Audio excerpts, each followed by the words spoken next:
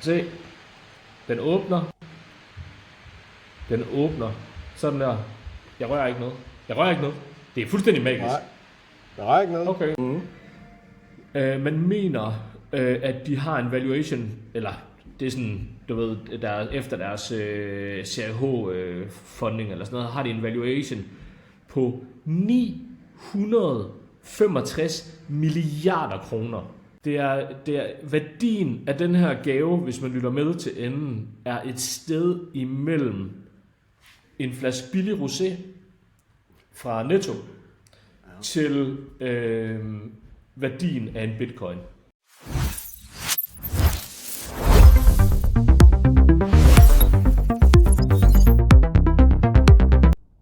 Let's go! Velkommen til AI Bros episode 14 eller 15? 15? Jeg har allerede glemt det. Vi har lige snakket om det. Det er også lige meget. Episode 15. Det er ligegyldigt. Vi lægger lige ud med et stat, som er ret vildt. Okay, let's go. 3 gutter startede en, jeg tror den hedder God Mode, en podcast i USA. Og de startede for 12 uger siden, 13 uger siden. Så de har været i gang lidt kortere tid end os. Ja. De har lige ramt 1 million visninger over alle deres platforme. 1 million visninger. 1 million visninger, så tænker jeg, fuck man. Ja, hvorfor laver vi det ikke i USA? Bagud. Ja, hvorfor laver vi det ikke i USA? Men så kiggede vi ind på det. Jeg tror, vi de sidste TikTok, tror jeg, det var 130-40.000 visninger, vi har. Og så kan jeg ikke huske, hvor mange på Instagram. Men jeg tror cirka, vi ligger på 200.000 visninger overall, siden vi startede. Og det her, det er kun på dansk marked. Så hvis vi holder det op imod, nu skal du til at lave et regnestykke, Nick. Der bor 300 millioner mennesker der bor 300 millioner mennesker i USA, ikke? Ja. Og udover det, så er der vel, jeg ved ikke engang, der er vel 200 millioner mere. Der er vel mere, at der kan snakke engelsk. Ja. Bare sige 300 millioner, det er nemmere. Og vi er altså et ultra lille sprogunivers på, lad os sige, maks 6 millioner. Vi siger 5, det er nemmere at regne med. Okay, så 5 millioner mennesker. Og så siger vi bare 300 millioner. Det er måske, eller er det nemmere at sige 500 millioner? Nej, 300 det er nemmere. 300 millioner mennesker, som, og vi siger bare, at vi har omkring 200.000 visninger, og de har 1 million visninger. Betyder det så, at vi faktisk er bedre end dem i forhold til, hvor stort potentielt marked vi har for sådan en niche-podcast? Ja, det vil jeg sige, fordi at hvis du laver regnestykket, USA er 60 gange større. 60 gange, 5 millioner danskere, 30 millioner amerikanere. Vi har haft 200.000 visninger. Det vil svare til på størrelsesniveau med USA, at vi skulle have haft 12 millioner visninger, siden vi startede. Så vi er 12 gange større end dem? Nej. Ja, 12 gange større end dem, ja. Okay. Bro math. Hold kæft, det kører.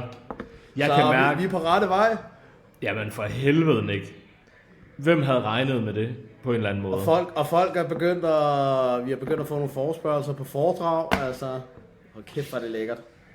Ja, det er altså spændende. Altså, vi kan jo ikke sige, hvem det er endnu, og vi har jo heller ikke landet det 100%, går ud fra. Men vi har forespørgelser.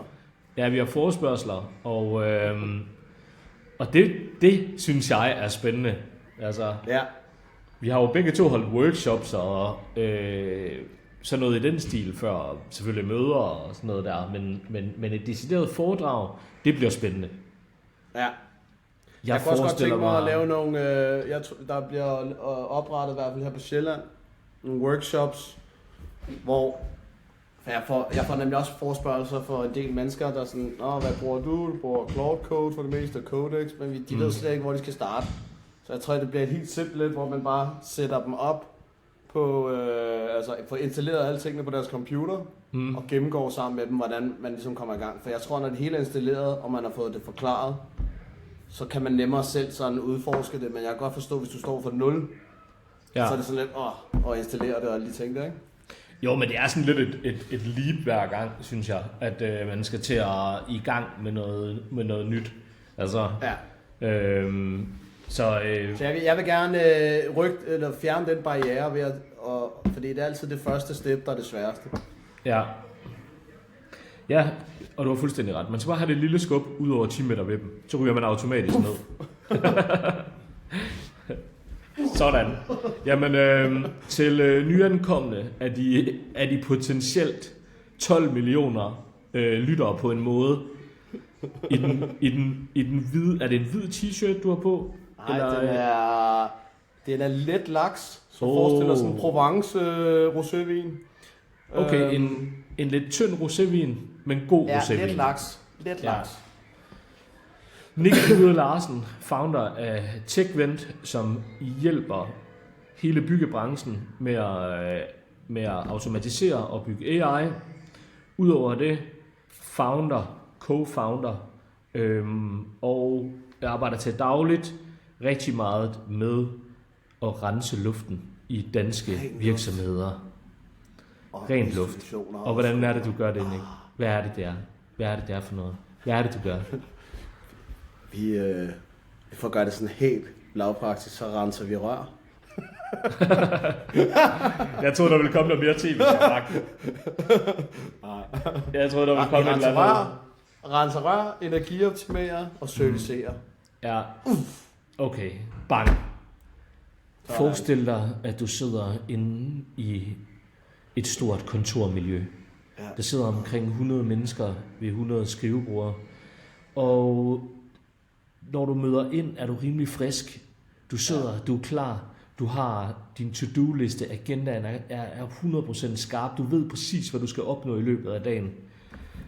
I takt med, at de andre 100 mennesker møder ind på arbejde, sidder du stille og roligt og døser hen. Du falder i søvn. Du kan mærke, at luften bliver sygt tung. I enden af dagen, der har du ikke nået halvdelen af din to-do-liste. Ikke fordi du ikke kan. Ikke fordi du ikke kan. Vi ved, du kan. Nej. Vi ved, du kan. Simpelthen fordi luftkvaliteten er for dårlig derinde. Du er blevet trykket helt ned af luftkvaliteten. Ikke nok med, at Klimarens sørger for mindre CO2-udslip.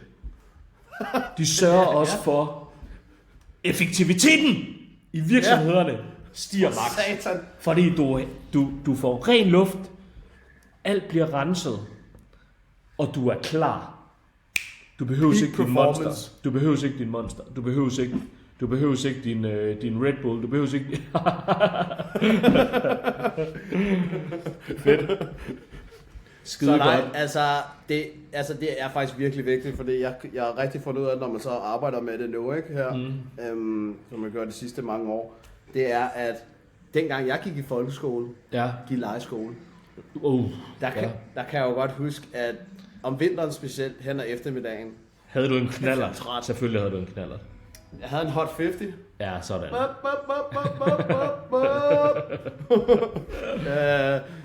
Og hen ad eftermiddagen, der kunne man godt blive sådan, jeg har bare lyst til at sove, ikke? Jo. Og dengang havde de ikke ventilation, og der sad 30 mennesker i et lokale, og om vinteren luftede det ikke ud, fordi det var skide koldt. Ja. Og de der målinger, ikke?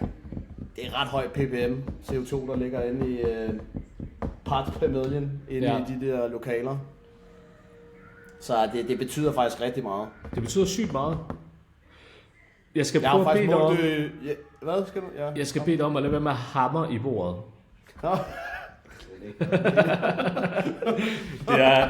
Det er bare ADHD og monster på fuld hammer. What's up? Men jeg vil sige, udover det så så er det nok ikke kun luften i folkeskoler, der gør, at man døser hen. Altså, nej, det er det ikke. Hold nu kæft. Nå. Lad os komme i gang. Vi skal også have en jingle på et tidspunkt, som man ligesom introducerer. Så det skal jeg lige have lavet til os. Så er der en ligesom, jingle man. Podcast, så starter de lige med at snakke. Og så siger de, nu launcher vi den, og så kører der lige sådan en jingle. Ja. Altså det har vi faktisk haft på nogle af de første, men jeg har simpelthen pillet det ud af ren dovenskab. Ja, sådan er det. Ja, jeg tænkte... Hvad skal vi starte med i dag? Jeg hedder Jonas Adamsen. Nå ja. Goddag, Jonas Adamsen. Hvad kan jeg gøre for dig? Ja, så du får en god aften. Ja, det håber jeg da også. Jeg driver til dagligt DSAI, Digital Staff Artificial Intelligence, men vi har forkortet det, fordi det bliver bare lidt nemmere. Og basically bygger vi AI-medarbejdere til danske virksomheder, så de kan slippe for deres pisse, kedelige, gentagende, fuldstændig ligegyldige menneskehænders opgaver. Ja.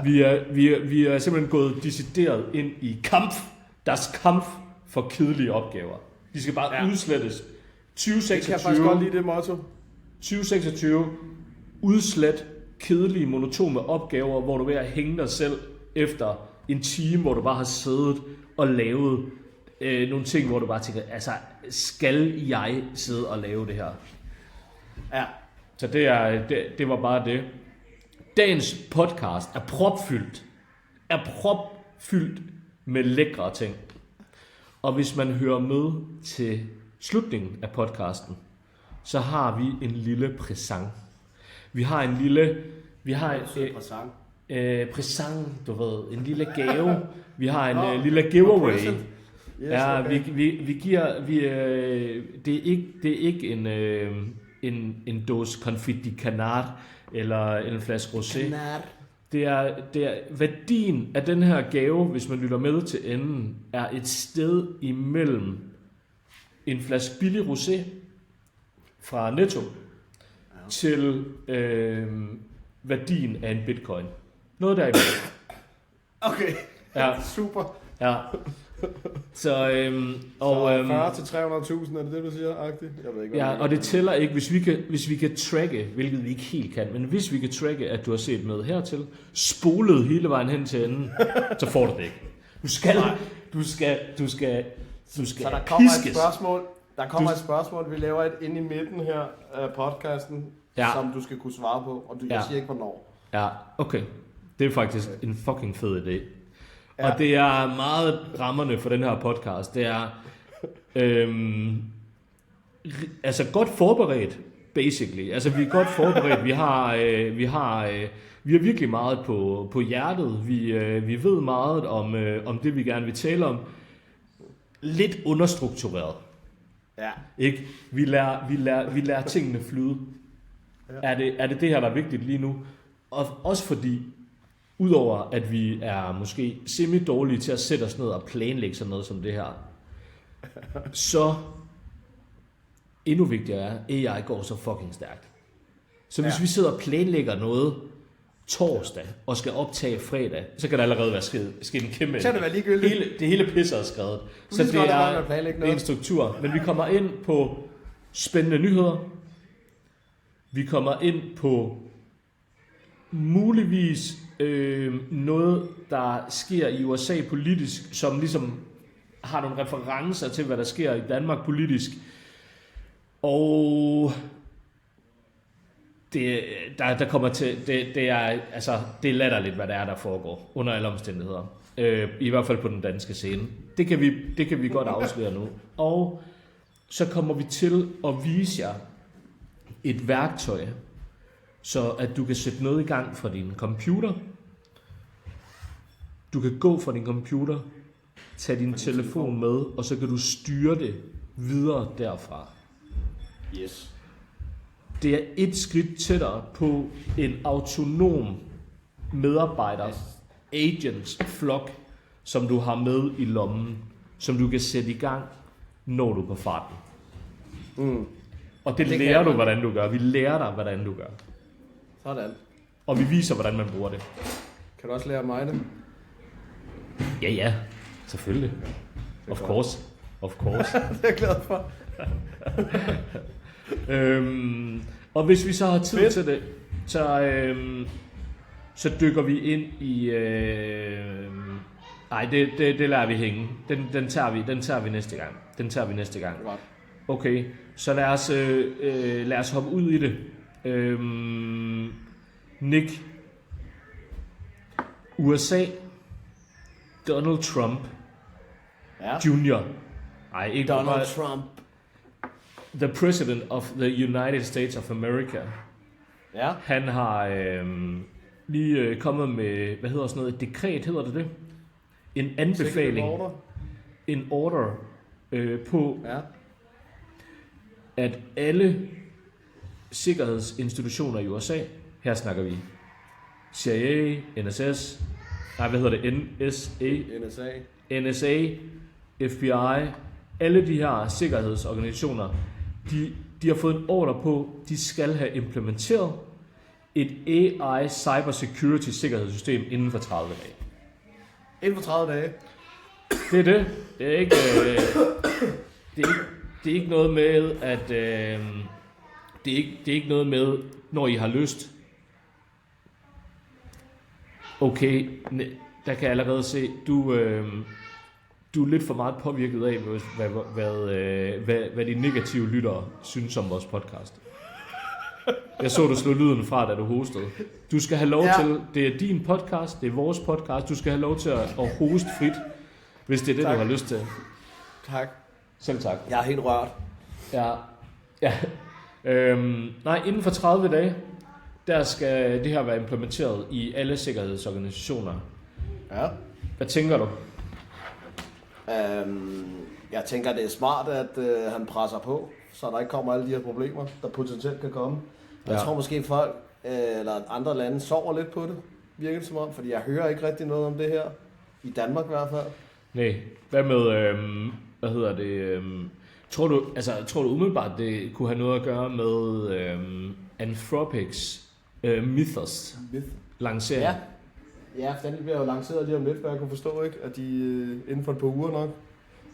Så, og de har fået lov, de 11 firmaer til at ligesom forberede sig, før den blev, hvad det hedder... Project Glasswing. Ja.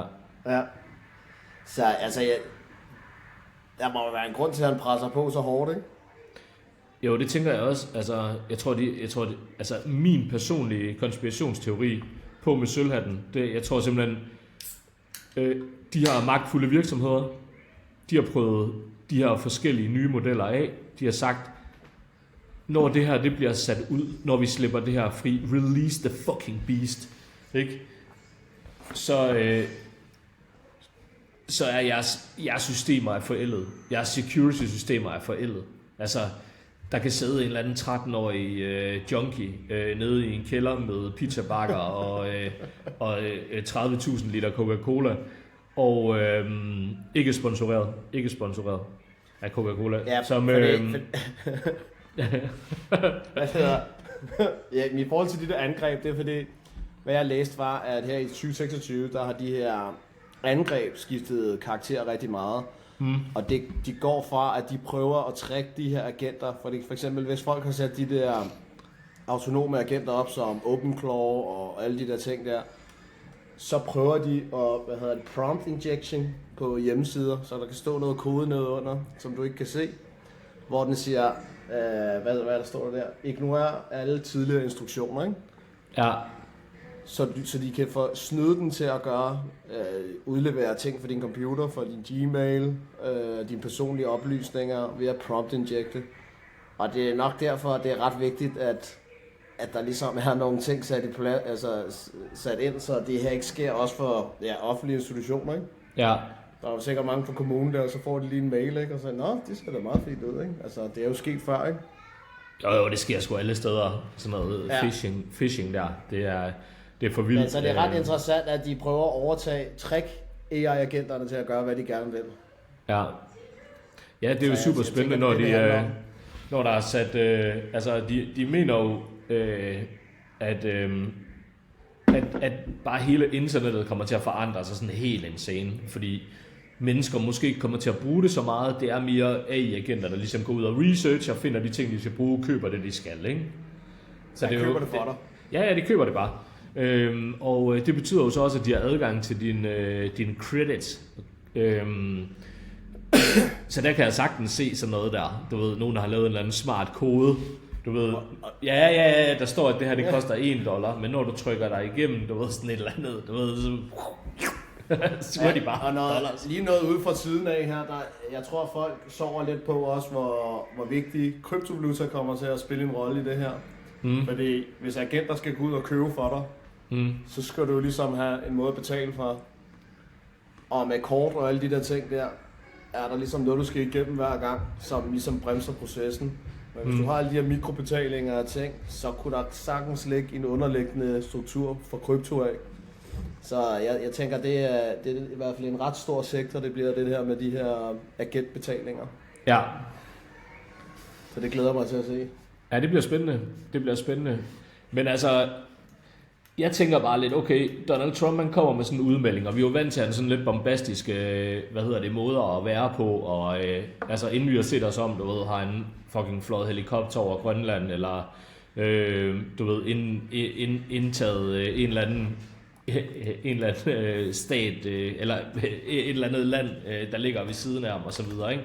Altså, han er iskold ham der. Men han plejer bare ikke rigtig at gøre noget uden en hensigt. Altså han gør jo ikke noget bare helt umotiveret. Der er jo en eller anden agenda i det, ikke? Ja. Jeg er bare spændt på, om Danmark kommer til at følge med. Jeg er spændt på, om Europa kommer til at følge med, fordi at vi basically fyldt, fra mit perspektiv, er sygt meget bureaukrati. Der er rigtig lang tid fra handling til, eller fra idé til handling, og altså kommer vi til at tænke alt for meget personsikkerhed før national sikkerhed. Det er jeg spændt på. Hvad tænker du? Jamen, jeg tror, at tingene går for langsomt. Jeg sad også og hørte en anden podcast om, at hvorfor Kina vinder meget, og USA vinder meget i de her ting her lige nu. Det er for eksempel, at hvis du skal bygge et datacenter i Danmark, altså processen er så lang, at det kan jo ikke nå at lade sig gøre, før de andre de er foran. Altså, der er alt for meget bureaukrati, og til at folk gider at sætte dem her. Ikke? Der er selvfølgelig nogle datacenter her fra Facebook og sådan noget, men bare generelt, i Kina, de siger bare, at vi vil have et datacenter, så bygger de jo bare, de skulle da ligeglade med, hvad lokalbefolkningen siger. Ikke at det er rigtigt eller forkert, men altså, de kommer jo bare til at være foran, hvis barrieren er meget lavere for at bygge de her ting her. Ja. Så jeg tror, vi sakker bagud ved at alt går så langsomt. Og derfor går vi i front. Op på barrikaderne. Kom nu for helvede i Europa. AI. Okay, for latterligt. Det er den mest lamme kamp nogensinde. Ja. Jeg skal have sådan en stor sølvhat på, og så sådan et papskilt.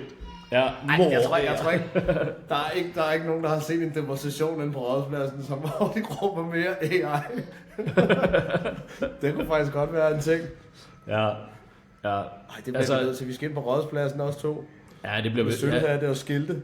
Ja, det kunne vi godt optage et afsnit derinde fra med en sølvhat på. Bare sidder lige foran det Christiansborg med 2 sølvhatte. Ja. Så en kæmpe banner, hvor der står mere AI. Ja, eventuelt en stor skærm, hvor der bare står og kører, terminalkoder på.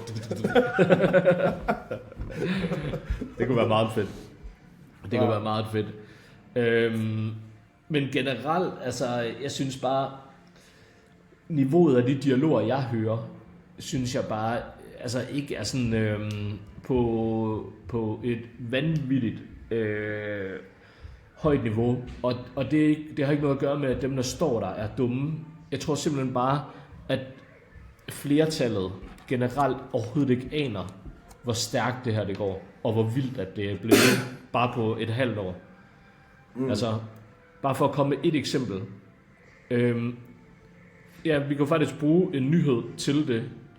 Så Anthropic er, der viser tegn i markedet på, at de er i gang med sådan IPO-kapløb, ikke? Man mener, at de har en valuation, eller det er sådan, du ved, der efter deres CRH-funding eller sådan noget, har de en valuation på 965 milliarder kroner. Ja. Det vi er enige om, er en forholdsvis vild valuation. Det er en forholdsvis vild virksomhed. Det er noget, hvor der i hvert fald er investorer, der tænker, det her er er rigtig fedt. Ja. Det kan vi vel godt blive enige om. Ja, det kan vi godt blive enige om. Ja. Og den virksomhed har én ansat i marketing. PR-marketing. En ansat? En ansat. Det er i hvert fald det, jeg har hørt. Slag mig bare, hvis det er forkert. Jeg tager gerne imod. Nå ja, jeg har set videoen med ham der. Er det ikke ham der asiaten der? Jeg kan ikke huske det. Det er også lige meget, fordi det var slet ikke pointen i det. Over 75% af deres kode bliver lavet med 100% AI. Altså ingen menneskelig involvering. Altså det kører bare. Det vil sige alle deres nye udgaver. Jeg tror slet ikke, altså jeg kan ikke engang, altså det er jo så sindssygt, at man har en teknologi, som er så vild, og så bliver den udviklet af robotter. Altså det af sig selv. Det kører, altså det er autonomt-agtigt, ikke? Jeg læste, at OpenAI's nye model var kodet 100% med AI. Det tror jeg så ikke 100% på, fordi jeg tror stadigvæk, der er nogle mennesker, der sidder og kigger nogle ting igennem og så videre, ikke? Og tester og alt det her, ikke? Men altså, hvis det kan lade sig gøre, hvis nogle af verdens vildeste virksomheder, bare for sådan at tage, jeg tror, vi har talt en lille smule, eller jeg har i hvert fald, jeg skal ikke tale for dig, jeg har talt OpenAI, jeg har talt ChatGPT lidt ned. Det vil jeg gerne, det tager jeg på mine skuldre. Jeg har OpenAI shamed lidt. Ja. Og fakta er bare, at OpenAI har, hvor mange månedlige brugere tror du OpenAI har i deres app? Sidst jeg så det, så var det 600 millioner. 1 milliard. Okay. 1 milliard brugere. Og det er bare for at tale om størrelsesforhold. Så kan du huske corona? Eller har du lykkeligt glemt det? Nej, jeg kan godt huske det. Okay. Corona, vi er enige om, at corona er en virus. Ja. Og en virus... Hvor den kommer fra, det ved vi ikke. Det må vi ikke sige her. Det kommer på YouTube. Så det skal jeg lige sige. Vi må ikke snakke om det der. Pas på, Nick. Pas på! Ja, tegn på, at du er med i Illuminatis, ikke? Det er, jeg sidder og tysser på dig, når du begynder at gå. Nick. Jeg ved ikke, hvad det man gør. Laver bare sådan en... den spreder sig rigtig hurtigt. Ikke? Det er vi enige om. Ja. Politikerne går helt insane om. Eksponentielt. Der er potentielt en masse mennesker, der kan dø. Og det er forfærdeligt. Alle verdens lande på en eller anden måde arbejder en lille smule sammen omkring det her. Ikke? Der er nogle fælles stats, der er nogle fælles ting. Der bliver lukket lande ned. Der bliver investeret milliarder af kroner i, at det her det ikke skal fuldstændig vælte det hele. Ikke? Mm. Altså, man kan jo argumentere for, at AI er bare en digital virus. Den løber med en stemmebrand. Det går så pisse hurtigt. Og den kommer til at være, fra mit perspektiv, altså det mest revolutionerende, at der er sket i hele vores levetid. Og der skal man bare huske, altså, vi kan altså huske, at mobiltelefonen kom ud. Altså, jeg er vokset op med sådan en fastnettelefon, ikke? Altså, så mobiltelefon, hvad hedder det? Internettet. Internettet, computer, hjemmecomputer på et højt, altså på et almindeligt niveau og så videre, ikke? Til alt muligt andet. Det kan folk selv tænke sig til. Det behøver vi ikke at gå ind i. Men det, altså, at man ikke på en eller anden måde, altså det ikke har været topfokus i hele vejen igennem den her valgkamp. Altså, og at man kan sidde, jeg ved ikke, er det 3 måneder, det har taget at danne sådan en fucking regering? Ja, og så... 3 fucking måneder, og ved der vælger fra højre til venstre, det var bare om Lykke ville være minister. Ja, det er det eneste. Det er... Jamen, Jeg ved faktisk ikke nok om det. Jeg kigger bare på... Det kan jeg fortælle dig. Det sidste, der skete, var, det blev en blå blok, hvis Lars Løkke han gik med til ikke at være minister. Ja. Det blev en rød blok, hvis Lars Løkke gerne ville være minister. Det var det eneste, der skilte vandene. Så det var det vigtigste af alt. Det er om Lars Løkke, han har ministerbil. Det er det, det handler om. Og det kan man jo så argumentere for. Er det egentlig måske ret vigtigt for Danmark generelt, at Lars Løkke har en ministerbil, så han ikke sidder og sutter sig ned et eller andet sted. Jeg tror, det kan godt være. Han skal op i Græsted på stallen og banke pilsner. Det er et lækkert sted, det der. Hedder det stallen, eller den hvide hest, eller sådan noget? Ja, det hedder stallen. Jeg har også været oppe og slå søm der i mine yngre dage. Fedt sted. Ja. Altså, men han kunne da starte med at så pippe den der by lidt op. Hold kæft, hvor en død by, mand. Den er fandme kedelig. Er du sindssygt en kedelig by? Nå, det er jo, det er hvad det er. Ja. Jeg tænker den ikke... Men ja, fokusen har været så, altså på sådan nogle vigtige ting selvfølgelig. Der er jo fødevarepriser vigtige, benzinpriser. Altså det er jo vigtigt for den gængse dansker. Jeg er helt med på. Men der er nok nogle ting, sådan for vores fremtid, man nok skulle have fokuseret mere på, ikke? Jeg er ligeglad, hvad folk siger. Jeg er fuldstændig ligeglad, om der er 5 kroner mere eller mindre på en pose hakket flæsk eller oksekød. Det kommer ikke til at vælte nogens økonomi på nogen som helst måder overhovedet. Nå, fuck nu det. Det skal vi slet ikke. Hvad synes I? Jeg kan godt lige høre, hvad I synes. Er I glad for den nye regering, den røde regering, eller synes I, det er lort? Nej, vi gider ikke høre om det. Vi snakker AI, vi snakker ikke, politisk crap. Okay. Det gider vi ikke. Nej, du har fuldstændig ret. Så lad os hoppe ud i det. Nu deler jeg sgu lige min skærm her. Far, den er færdig. Filmen er færdig, far. Ja, og det er helligdag, så jeg har jo selvfølgelig nogle unger hjemme, så det er ret lækkert. Det er grundlovsdag. Gå ind. Jeg er færdig om 10 minutter, så gå ind og se, hvad I har af fedt legetøj inde på jeres værelse. Jeg gider ikke lege lige nu. Selvfølgelig gider du det, skat. Selvfølgelig gider du det. Lad os lige prøve at se noget her. Ja. Jeg deler, jeg tror jeg deler min skærm. Okay, jeg prøver lige at sådan her. Jeg glemte lige, midt inde i vores podcast, så skulle vi have et kodeord, man skulle sige til det til sidst. Ja. Og kodeordet er Salomon Brie. Salomon Brie. Ja. Okay. Super fedt. Hvis man skal have den der ting, så må man huske Salomon Brie. Ja, okay.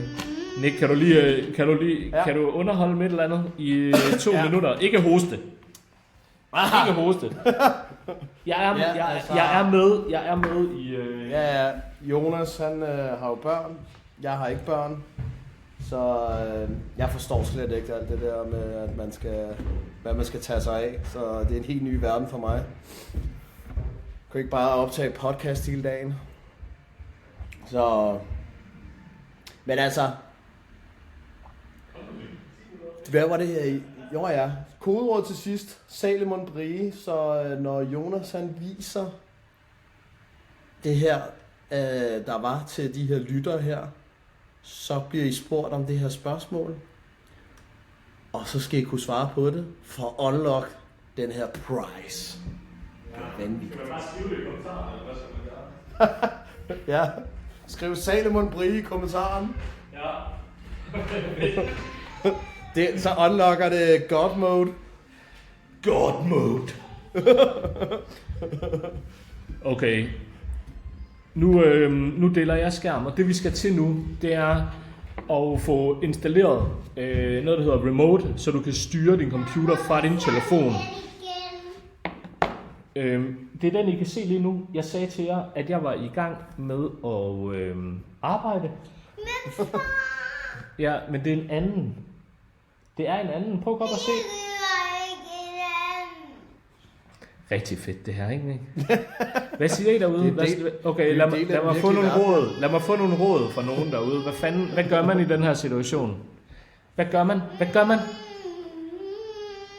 Okay, Nick, underhold. Feliz Navidad.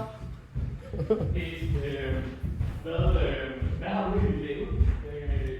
Ja, man kan sige, at verden stopper jo ikke, bare fordi man har børn. Så det er jo vigtigt at få sat noget YouTube til. Og de vil selvfølgelig ikke se den samme YouTube-film igen. Det er da også kedeligt. Jonas han må lave en spilleliste næste gang til dem. Nu hvis vi optager på helligdage. Det kunne jeg godt lige have forberedt lidt bedre. Det kan godt være, at jeg hører dig lidt i baggrunden. Og jeg vil faktisk gerne lige vise et billede af Trump. Jeg synes bare, det var sjovt. Pool. Picture.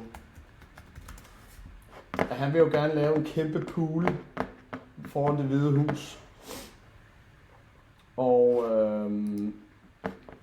jeg synes, det er fandme sjovt, hvordan han præsenterer det. Så tager han simpelthen en planche op. Deler jeg lige skærmen her. Entire screen. Der. Så har han simpelthen lavet en planche, hvor han siger, our pool is bigger than a skyscraper. Så sammenligner han det med Empire State Building, World Trade Center, og jeg elsker, at man kan sammenligne en pool med noget, der står oppe i luften. Det virker bare, det er så vanvittigt. Man tror jo, det er AI, der har lavet det her billede, men det er det ikke. Nej, hvor er det sygt. Det er så fucking sjovt. Hvorfor vil han have en pool der? Det er fedt. Okay. Det er den der plads der, du ved, foran den der, altså foran Det Hvide Hus, den lange der, hvor folk står, der vil han bare have en kæmpe pool. Okay. Altså er det til folket, eller er det til ham selv, han kan hoppe ud i? Nej, jeg tror ikke, det er til at bade i. Det er bare sådan en... Jeg tror bare, det er fedt at have sådan noget meget vand der. Jeg ved det ikke. Okay. Så kan man gå en tur rundt om og så videre. Ja. Altså, det er helt sindssygt. Renovate the pool. Ja. Okay. Jeg synes bare, det er vildt. Vi skulle have sagt safe word før alt det her, eller efter alt det her skete, kan jeg mærke. Jeg vil tro, lyttertallet er bare faldet. Hvad sker der? Nick, han kom helt sikkert til at trykke på stop. Så fedt lavet.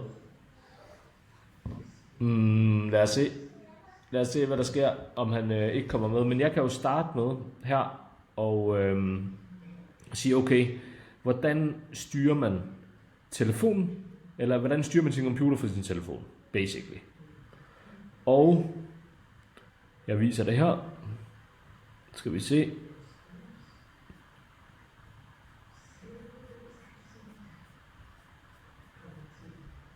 Nu lavede jeg samme fejl som dig. Ja. Det kan vi umuligt være de første, der har gjort det der. Den der knap skal ikke være så tæt på den der skærmdeling. Nej, det er latterligt. Okay, jamen er du klar, Nick? Så nu går vi i screen share mode. Ja, tak. Okay. Hvorfor ser det helt anderledes ud nu? Ser det anderledes ud? Ja. Jamen det er fordi... Hvordan ser det anderledes ud? Jeg har to skærme foran mig, så hoppede den op til venstre, og så det kan min hjerne ikke. Nej, okay. Jeg skal stå til højre for mig. Okay, fedt nok. Okay, jamen vi går i krig her. Vi går i krig, og jeg skal selvfølgelig lige finde ud af, hvordan man deler en skærm. Ikke tryk på den røde knap. Nej, jeg prøver at lade være. Sådan der. Skal vi se. Kan du se min skærm nu? Ja. Okay. Nu begynder min computer seriøst at gå langsomt. Jeg kan høre blæseren. Ja. Det var... Har jeg fortalt dig, at jeg har jo lavet ham her AI CEO, der hedder Max Power. Jeg kan godt huske, du sagde, at han sagde, at du skulle købe en ny computer. Ja, præcis. Det var fedt. Det er så fedt. Jamen, det man starter med at gøre, det er, at man... nu åbner vi lige op her. Kan du se min terminal? Nick? Ja. Kan du se terminalen? Kan jeg godt. Okay, ja. Så det man starter med at gøre, det er, at man downloader Claude, så køber man et max abonnement. Er det ikke det, man skal have for at have Claude Code? Kan du huske det? Ja, det kan godt være, der er nu. Jeg er faktisk ikke helt sikker. Jeg mener, det er $20. Var det ikke i starten, når det var Pro? Ja, 20 eller $100. Jeg kan ikke huske det. Så downloader man Claude, og så installerer man det på sin terminal. Og man kan også gøre det i appen. Nu er det bare fordi, jeg bruger terminal. Man kan gøre det samme i appen. Og så kan... Du kan vel godt se mig stadigvæk, kan du ikke det? Jeg kan godt se dig, ja. Ja. Så downloader du... vende din telefon om og til kameraet, hvis du skal vise noget. Ja. Så downloader du, appen Claude på telefonen. Kan du se den? Træk lidt væk. Sådan der. Ja. Yes. Og det man så gør, nu prøver vi at lave en live-test her, det gik jo rigtig godt sidste gang, hvis du gør det. Det er, at man i terminalen eller inde i Claude, der skriver du remote control. Og den kan man se her, og der står også så for satan. Remote control this session from your phone. Det vil vi gerne. Så for satan. Okay. Remote control is connecting. Ikke? Ja, så / remote control, så connecter den til telefonen. Præcis. Og det her, det skal bruges så lige for at understrege det, der, at hvis du lader din computer køre på kontoret, så skal du ud og lave noget andet. Præcis. Eller du sidder til et møde, og der er nogle forskellige idéer, der bliver smidt op i luften, og måske kan du begynde at eksekvere på noget af det med det samme. Altså du kan simpelthen skrive til din computer, begynder at lave det her. Jeg skal nok vise nogle forskellige demoer på det. Så kan man se her, kan du godt se min skærm nu? Ja. Jeg går ind i appen der, så går jeg ind i Claude Code, og så kan du se, at jeg har brugt et eller andet på Meta Ads. Det er ikke det, der skulle være. Så kan du se, der er sådan en, prepare podcast her, ikke? Ja. Det vil sige, at den terminal hører til den her, så den går jeg ind på. Sådan er. Så kan jeg faktisk se alt, hvad der er skrevet i den her terminal, det kan jeg se på min telefon nu. Det er fuldstændig en til en spejlet. Så hvis man lægger mærke til, til tekstfeltet på computeren, så kan jeg skrive her, hvordan gør jeg så det? Jeg skriver fra min telefon nu, det kan man godt se, kan man ikke det? Jo. Hej Max, vil du lave en UGC video? Bare som test til podcasten, ikke? Jo. Skriver jeg her. Så kan du se, så kommer det op på skærmen der. Ja. Det vil sige, altså det er en en-til-en spejling af lige præcis den her session her. Så man ikke behøver at være foran computeren. Nej, præcis.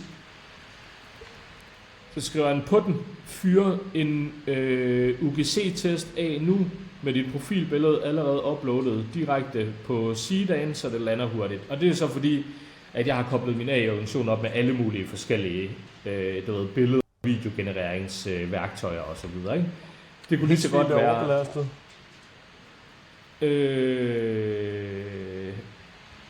Okay. Det skriver jeg... jeg skriver på min telefon. Efter 60 sekunder. Ja, jeg skriver det på min telefon. Okay. Vi har lavet nogle før åben mappen på min computer. Men simpelthen kan det, ikke? Nu skal det går garanteret helt galt, det her. Jeg følte ellers, jeg havde forberedt lidt. Sådan der. Så er det. Jeg rørte overhovedet ikke noget. Nej, du åbnede den selv. Der åbner sig en mappe på computeren. Nu kan jeg se her på min telefon, hvad der er i den mappe. Ja, kan du så også se den fra den, eller det kan man kun fra computeren? Det får vi lige at se. Jeg tror godt, jeg kan se det fra den her. Den er lige i gang med at køre et eller andet. Det er fordi, den er stadigvæk ved at lave den der video der. Men nu har vi her. Hvilken en skal vi afspille af de her? Jeg har ikke set dem før. Jeg aner ikke, hvad det er. Hvad skal vi se? Hero Reveal. Okay. Kan du afspille Hero Reveal?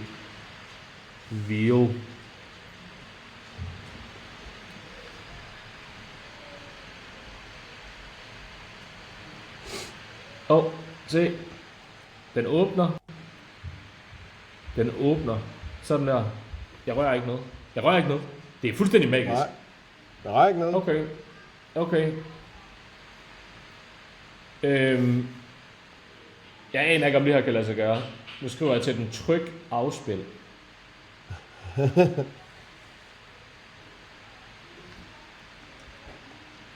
er ikke sikkert, den kan. Men det vil så sige, har du computer use sat til? At hvad? Har du computer use sat til? Alle slået til. Sådan der. Ja. Altså hurtigt lige at generere en video fra din remote. Ja, det er jo sådan lidt funny det her, ikke? Altså det er jo ikke, hvad hedder det? Det ved jeg godt, men det her det er jo bare for at beskrive, hvad du kan, for det er jo fint, som du siger, hvis man er ude. Det kunne være, lad os sige, i noget lavpraktisk igen, som jeg har den der tilbudsgenerator. Ja. At du står ude sammen med kunden, og lige sætter nogle noter ned. Så mange værelser, så mange ventilationsrør, bla bla bla. At den faktisk kan generere noget, der gør dig klar, imens at du laver noget andet, ikke? Jo. Nu prøver vi bare noget andet her. Kan du lave en hurtig mock-up, en hurtig landing page til AI Bro? Og det her, det synes jeg faktisk er et meget fedt eksempel. Lad os sige, at man sidder ude ved en kunde.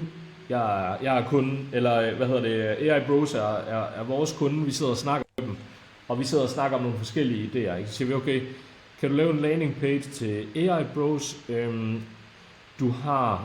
Du har deres grafiske ID i deres kundemappe. Ikke? Skriver det her. Skulle det gerne lande her.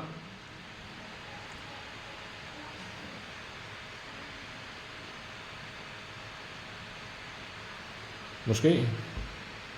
Er det fordi, jeg trykkede hej? Har du væk fra remote?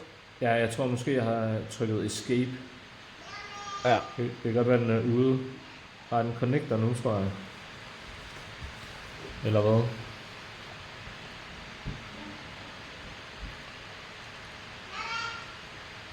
Nå. Fuck det. Jeg trykkede escape, fordi den var i gang med et eller andet. Som vi ikke havde brug for i podcasten. Men det her, det viser altså også princippet fint. Ja, gør det ikke det? Jo. Gør det ikke det? Altså, Det behøves vi ikke at gå fuldstændig i mere ned i. Det var et eksempel på, hvordan kan man lave sit setup. Og det er jo egentlig det her fra mit perspektiv, det er det drejer sig om. Du laver nogle agenter på computeren. Altså til din virksomhed. Eller til din dagligdag, for den sags skyld. De har forskellige opgaver, at de kan løse. Og du laver en struktur. Når du så er ude og sidder for eksempel til et kundemøde, som vi snakkede om før, begynder at sætte tingene i gang med det samme. Enten fra mødet, eller når du sætter dig ud i bilen, så den bare begynder at køre. Omvendt, du sætter et stort projekt i gang, og det ved du af alle det her. Selvom at du kører fuld automode, så har den højst sandsynligt et spørgsmål hen ad vejen. Det vil sige, hvis du går i seng. Men det har du ikke set, der er kommet, det var det, vi snakkede om sidste uge, den der hedder Goal/Gold. Jo, Goal. Og så bliver den bare ved, helt sikkert. Så giver du, så må der, altså selvfølgelig er der ikke alle ting, du kan lave, hvis du den mangler API-adgang og sådan noget. Men det kommer jo tættere på, at den selv finder ud af tingene, kan man sige. Præcis, men der er stadigvæk 2 rigtig gode eksempler, synes jeg. Fordi det ene er jo selvfølgelig, har den nogle spørgsmål. Det er irriterende, hvis du går væk fra den. Den har nogle spørgsmål. Du kommer tilbage. Den er ikke kommet en skid videre, jo. Den står jo bare og venter på at få svar på noget, ikke? Jo. Så lad os sige, at det bliver løst, og det er løst. Noget andet er jo så, når den så har lavet det, den skal den muligvis bruge noget feedback. Er det her godt nok? Er det her, er det den retning, vi skal gå på, og så videre. Hvis du er ude at køre, og så videre, kan du først sætte det i gang, altså næste gang. Og jeg siger ikke, du skal snakke i telefon, når du kører, bare til de der ude på TikTok, som går helt amok over trafiksikkerhed og så videre. Men her har du muligheden for at simpelthen have en computer på et skrivebord, basically. Et eller andet sted. Ligesom vi snakkede om med din Mac Mini, du har købt og så videre. Og så kan du rent faktisk bruge det som en medarbejder. Basically. Ja. Altså, det var egentlig min pointe. En lang historie hen til pointen. Det her er en decideret medarbejder, der kan løse ting for dig. Ja.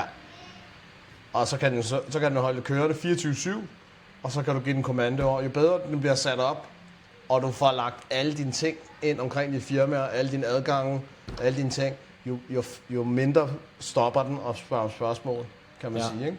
Præcis. Så med tiden, jo mere du bygger på, jo mere brugbar bliver den her assistent faktisk. Præcis. Ja, præcis. Og det er jo også det, mange af de værktøjer, at min AI-organisation har lavet, er jo ved en version 1 eller 2. Altså, hver eneste gang, jeg kører et eller andet igennem, så finder jeg måske nogle fejl, eller det her, det kunne godt optimeres, eller være bedre. Lad os bare sige vores podcast som eksempel. Nu sagde du det der med en intro. De første afsnit, vi lavede jeg jo manuelt, og brugte måske 3 eller 4 timer på det. Ja. Nu laver vi shorts, og de er faktisk også blevet optimeret. Altså først der var det sådan lidt basic. Nu har de fået vores egen, farvekoder og nogle effekter indover og så videre, ikke? Og det er jo så måske version 3 eller 4, vi har kørt igennem, hvor der er nogle små ting, der er rettet til, ikke? Jo. Men kan du godt se forskel på det, vi startede med at lave? Altså bare sådan rent visuelt. Altså kan du se forskel på det, vi startede med at lave til nu?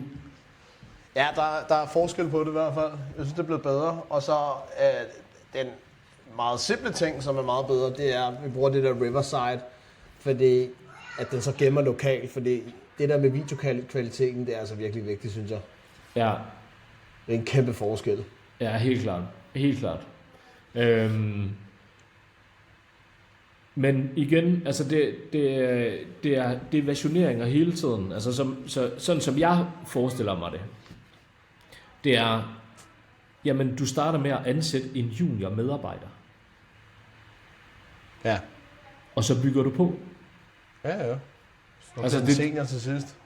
Det er det mindset, jeg tror, at der er værd sådan at tænke, okay, en junior medarbejder investerer du jo ret meget i til at starte med. Altså, de får ikke så meget i løn, men til gengæld så, du ved, tager de alle de her, du ved, opgaver, som måske ikke er så komplicerede, og du ved, prøver det her af, og så videre, ikke? Altså, men du tjener ikke sådan voldsomme penge på dem, højst sandsynligt. Nej. Men i takt med, at du lærer dem op, ikke, så bliver de bare bedre og bedre og bedre. Ja, det var det, vi snakkede om sidst igen. Altså, hvorfor ikke lære det nu, og så bygge på med tiden, i stedet for, at lige pludselig, så er alt så langt fremme, at det er næsten overskueligt. Ja. Altså, så er du bare klar til det, ikke? Ja, præcis. Nå, men fedt. Ja, man. Har vi mere? Jeg har ikke mere i dag. Jeg skal jo ud og... Fiske. Jeg skal have bobler og pizza til frokost. Bobler og pizza. Ja. Det lyder lækkert. Hvor er det hen? Hvor skal lytterne komme hen, hvis de gerne vil se dig? Det er privat. Ja, jamen, de kan da godt komme. Nej, det kan de ikke. Nå, okay.